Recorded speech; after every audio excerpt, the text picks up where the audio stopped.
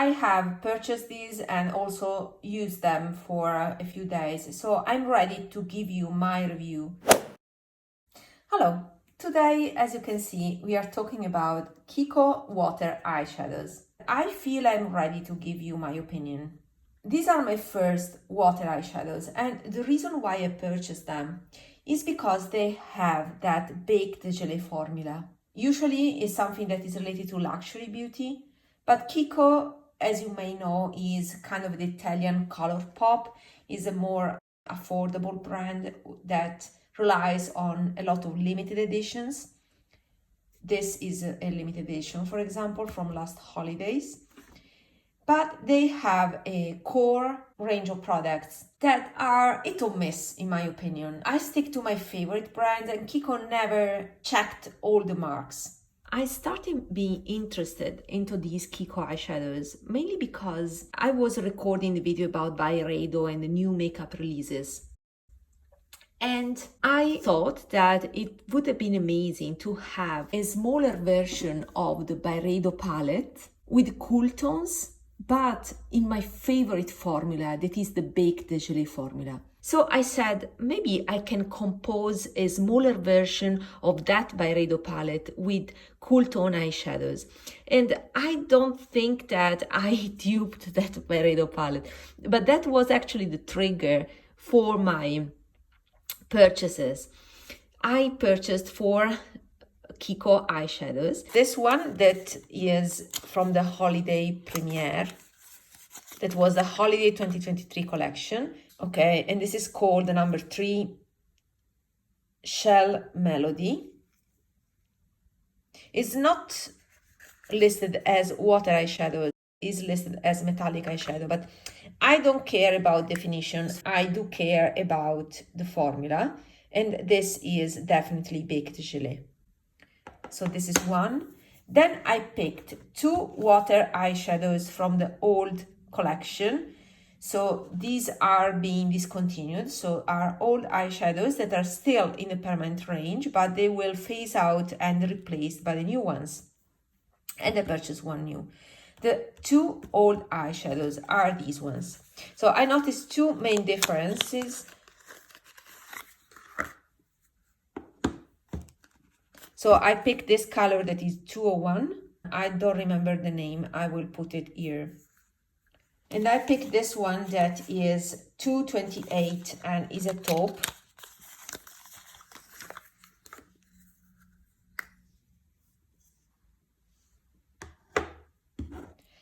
And this is a rosy color.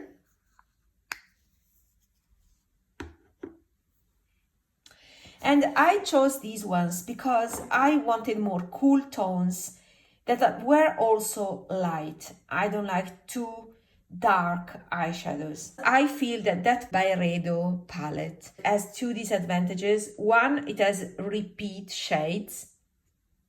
And the second one is a bit too dark for my liking or for my everyday use. So I will wait a bit for that palette.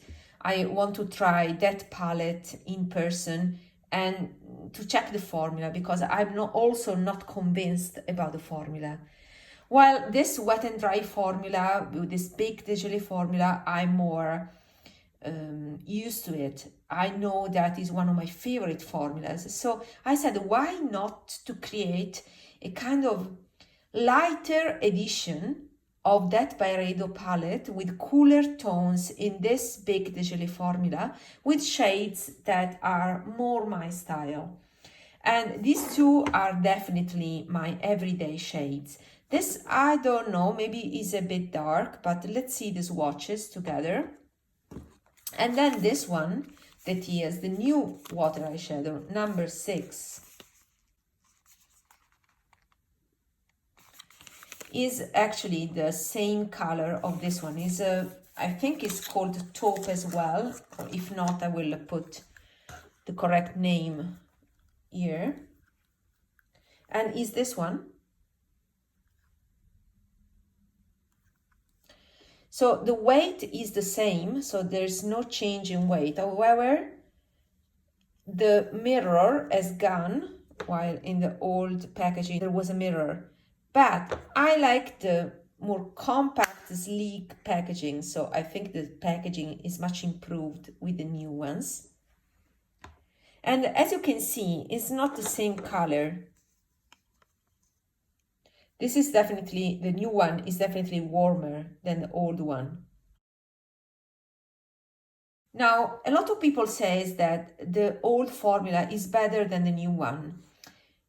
I don't have a full experience, so I only tested these two and this one, and I didn't notice any difference other than the finish. But already in the old range, there were different finishes. I tried to pick the smoothest shades because that is the finish that I'm interested in most.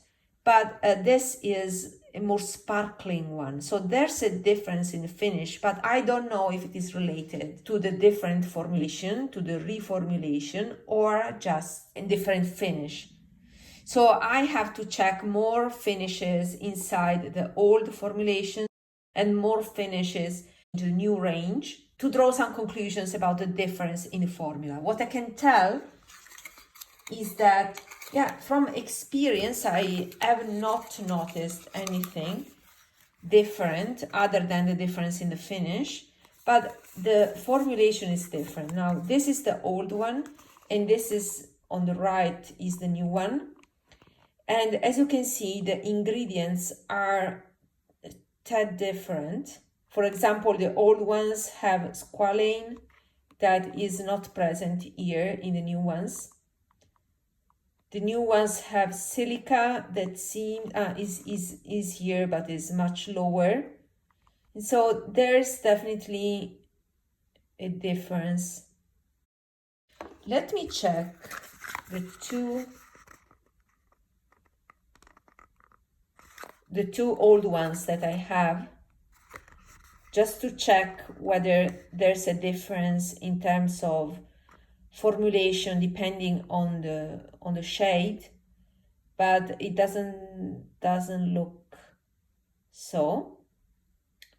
Okay, all of them are talc free, so old and new formulation, and are also paraben free. Here is clearly written, but also here you don't see anything that is called paraben whatever. So yeah, let me check also this holiday premiere. This doesn't have, here you have it. This is the older formulation, and no, is different. High content of silica, so I think that this is more similar to the new one. Let me put them here. So this is the water eyeshadow new formulation, and this is the metallic eyeshadow from the holiday collection. And yeah, they seem the same. Yeah, so the formulation is the same. So these two have the same formulation, and these two have the same formulation, and these formulations are different. Okay, time for swatches. This light shade first, and I'll give you my reasoned review. This is an amazing shade. It's a light pink. I think it will be great for every day.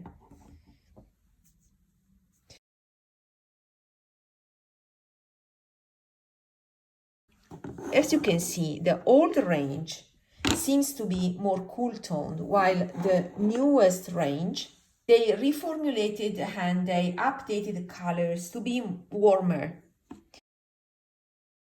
We tend to prefer warmer tones, so this is the new one. As you can see from the swatches, I have to say from the usage too, I see that this one is more glittery, so more shimmery, but I don't see differences in terms of density or other characteristics, let's say. I feel them to be the same. So this is the old formulation, and this two is the new formulation. I feel them on the touch, the equivalent, but just this has a more sparkling finish. And this one also is more shimmery compared to this one that is smoother. And I like this finish. I like this smoother finish because it's closer, in my opinion, to high-end. I think also you have a variety of finishes nowadays in wet and dry formula, while in the past it used to be more like this, smoother. And finally, this one that is the taupe in the old formulation. And here you have it. So practically it's a version of a new dip, right? It looks like a version of Tom Ford New Dip that I decluttered. And the reason was that there were two similar shades at the bottom and they were very frosty. While this one, it has sparse shimmer particles, but the base is more matte. This is more frosty, but it's subtle, so I like it. I find it very elegant. All in all, I think that these eyeshadows, let me put them here. I also can tell that these are more similar to the Revlon Wet and Dry more than the high-hand Wet and Dry formula. I feel when I swatch and I touch these eyeshadows, the pigment is more powdery, is more sparse and less dense than what I get from higher hand. So the Tom Ford Wet and Dry, although it looks the same, I feel it difference. I feel it more dense. These feel more powdery, more looser pressed, let's say. And is the same feeling that I got from the Revlon ones that I never purchased, but I always swatch. Nevertheless, I think the finish is very elegant and very smoothing. So it is shiny with, is a delicate shine that is perfect also as highlighter. So what to say about that? I don't think that you can reproduce the exact experience that you have with the Wet and Dry formulation by Tom Ford or the Bake de Gelée formula by Chanel and Dior. But once you apply them, then I don't know if you will ever be able to distinguish among a Tom Ford and one of these, or a Guerlain, for example. And I need to wet them in order to have that density and shine that I usually get with other wet and dry formulas in dry form. But apart from these, I think that this is a good alternative. I have tried this quad and it has a defect that the colors blend into each other and it looks like one single color on my eyes. So all in all, I'm not fully convinced of these. I think I will pick other two colorful shades, but I need to swatch them because I want to be sure about how they translate on my skin. And if I manage to do that, I will have a swatch party maybe after I go to a KIKO shop so that it can be a reference for an online purchase. These are €11 a pop. This was a little bit more expensive, it was €14, but right now it's on sale for €10, 9 point something euro, almost €10. So all in all, a quad is expensive. If you compose a quad, you can achieve prices that are comparable to Chanel or Dior. If I don't pay Chanel and Dior full price, then I get a quad, a luxury quad pre-made with the same price of these ones. And what to say, I think that those are still a better value. Of course, you have that each of this is 3 grams. That means it's more than one entire Chanel palette. But at the same time, I think that the quality of the single pens of Chanel is higher compared to these ones.